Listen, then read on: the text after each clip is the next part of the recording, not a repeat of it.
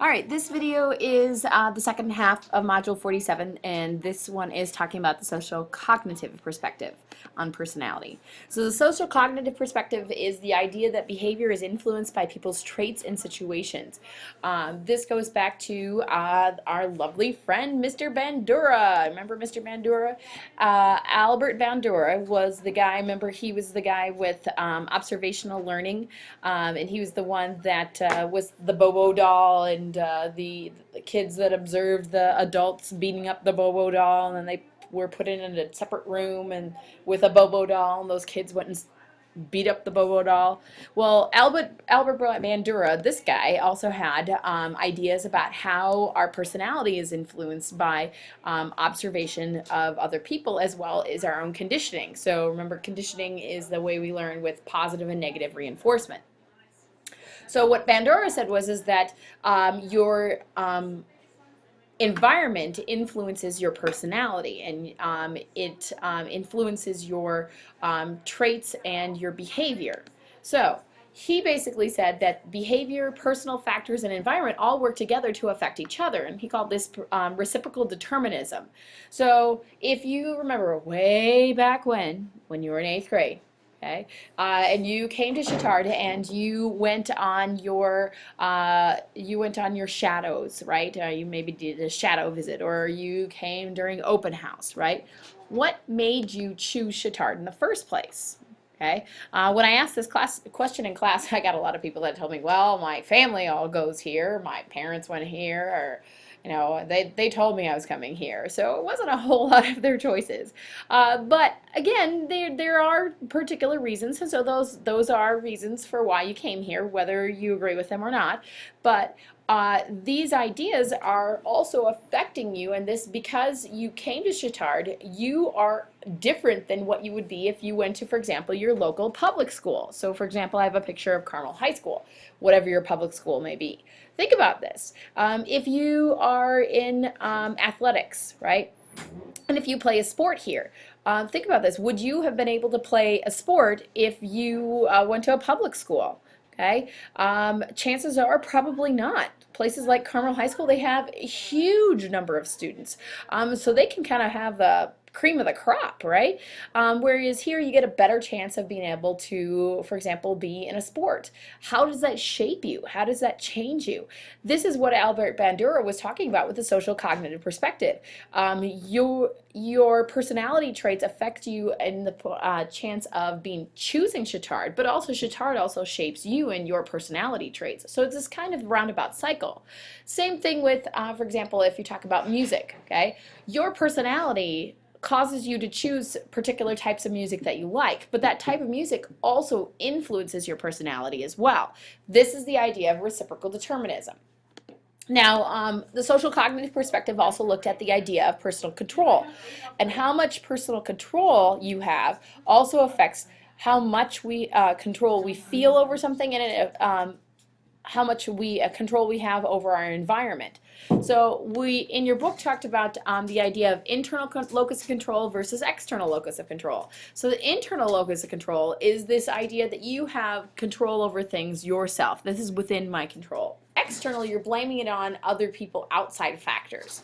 So the best example of this is that if you think about, okay, when you don't do well on a test, okay, if you don't do well on a test, everybody's had an instance where you've not done as well as you wanted. Why? What do you attribute that to?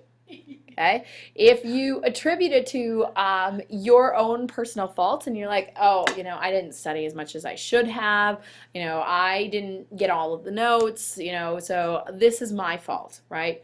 Whereas external locus of control, ugh, that was a bad test. Everybody did bad on that test. She's a bad teacher, right? That's the idea of internal versus external locus of control. And if you believe you have more control over your destiny, if you have more of an idea of an internal locus of control, you can actually achieve more and have better health overall. We've talked about control before. The more perceived control you have, the less stress you have, and as a result, the better health you have. And think about it. If you feel like you have more control over your life, you're going to be able to achieve more. Because if you feel like this is within my power to change, you're going to be much more likely to be able to change it and do better in the future. Now, when you are exposed to frequent instances where you have no control, you may learn helplessness. Teachers get concerned about this with particular students in the instance of when you have students that have consistently not done well. And if they've failed time and time and time again, what's going to eventually happen? Well, those students are eventually going to feel like, well, why do I even bother trying? No matter what I do, it's always the same. Right? Same idea as this learned helplessness with Charlie Brown, right? He gets this learned helplessness about kicking the football. Lucy always holds the football, says, "Come on, Charlie Brown, kick that football." He runs up and she moves it. And he falls flat on his back. Okay? Learned helplessness. And the problem is that you feel there's too many instances where you feel like they're outside factors and you don't have any control over it. You are eventually learn that this idea of that I'm helpless, that I can't change anything. Now, optimism. Optimism is good for your health, being optimistic about things, and it can be good for achievement. You know, being optimistic about and going into, okay, you know, I'm going to do well on this quiz on personality. I know this information. But if you have too much optimism, it can also cause you to ignore any risks involved. So, oh yeah, I know this stuff on personality. I don't need to study for my quiz. Well, then you're ignoring the risks of, okay, well, what if there's information that you forgot, right? Or if you go into a job interview and you say, oh, yes, no problem. This is, you know, McDonald's in a job interview, whatever. I don't need to prepare for that. You go in with the ignoring the risks of, well, what about the fact that you've never had a job before? How are you going to explain that? So optimism is good. This quote from Helen Keller, it says, "Optimism is the faith which leads us to achievement." But you need some healthy optimism. You can't be over the top. All right, now social cognitive perspective today. How does the social cognitivist look at this perspective today? Well, for the most part, researchers say, hey, you know what, this is good. It makes us think about how these situations affect people. And it builds on current research, and it builds on what we already know about personality and what we already know about behavior. So they say that's good.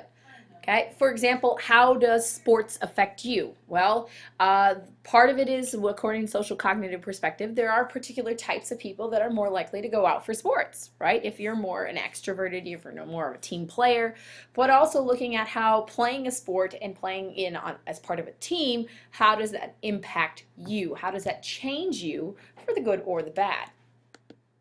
Now, critics do make the argument that there's not enough emphasis on people's inner traits. You know, they mostly are concerned about how the sports impact you. They're not necessarily concerned about some of the inner traits, like, for example, you know, your curious nature, or the fact that you're talented or unique or loyal or whatever. So critics look at it and say, well, yeah, you mentioned the traits, but you don't necessarily put a whole lot of emphasis on it. You place more emphasis on how their situations affect them rather than how the traits affect their behavior. All right, last slide. So how does self-esteem affect us? So in your book, the last section of Module 47 was dealing with self, and this idea of self and self-esteem. So self-esteem is basically that self-concept, that concept of yourself and how you view yourself, right? So do you view yourself positively or negatively? Well, high self-esteem has been good because it helps us be persistent. If you think highly of yourself and you think that you are generally a good, positive person, you can be persistent at trying to achieve something. You can be less shy because if you're generally thinking that you're a good positive person, you're going to be more outgoing. This should also be less lonely. You're going to be less lonely. You're going to be less likely to feel like you're alone, and you're going to be generally more happy. Okay. Now, self-esteem does have its downsides, as this little pill bottle says, guaranteed to make you think at least twice as highly of yourself. Caution, overdose can have negative side effects. Well, negative side effects. Sometimes if you have too high of a self-esteem and you refuse to lower it, and despite of and evidence to the contrary, it can lead to aggression and even crime. There's been studies that look at criminals, and a lot of people think that criminals, they don't have a very high self-esteem. Why would you subject yourself to this possibility of being put in jail or a fine or whatever? But there is a lot of people that are, for example, aggressive and assault, and they think really highly of themselves. They think that, they're the bee's knees, right? Um, and despite other people showing and proving, okay, you're not necessarily that smart or handsome or dashing, charismatic, even though other people try and show them that you're not that great, it can lead to aggression. So if people argue with them, it can lead to aggression and some assault issues. So an overflated self-esteem is not good either. All right, and then lastly, most people use a self-serving bias to protect their self-esteem. So, for example, this guy who's looking in the mirror, and this is what he really looks like, and this is what he thinks he sees, right? So, we all view ourselves, in a way that we are self-serving, and like, oh, that this makes it like awesome, this shirt brings out my color in my eyes, and this pants look great on me, and whatever. But at the same point in time, somebody else may come along and like, really? That's not a really good style for you. But, everybody has a self-serving bias where you think that you are better than what you actually are. And for the most part, that's okay.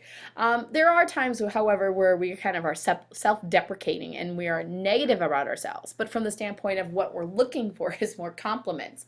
So, somebody, those people that come around, they're like, oh, I'm so dumb. I can't do this. Well, what are they looking to have happen? They're looking for somebody that comes along saying, no, you're not dumb. You are really smart in this. They're looking for this little ego stroke, right? Or, those people, oh, I'm so fat. And then they're like, oh, you're not fat. Oh, look, you're, compared to so-and-so, you're relatively skinny or whatever. But again, they're kind of fishing for compliments. But it's another way of this self-serving bias. Okay. That's it for the social cognitive perspective. Let me know if you have any questions.